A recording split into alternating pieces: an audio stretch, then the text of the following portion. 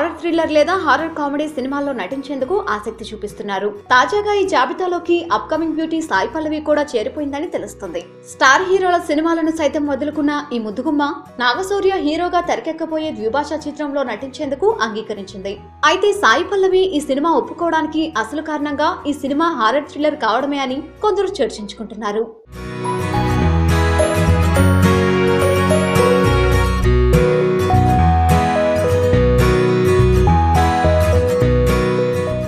మరోవైపు బడా హీరోల సినిమాలను వదులుకున్న సాయి పల్లవి నాగశౌర్య సినిమాకు ఒప్పుకోవడంపై కొందరు ఆశ్చర్యం వ్యక్తం చేస్తున్నారు.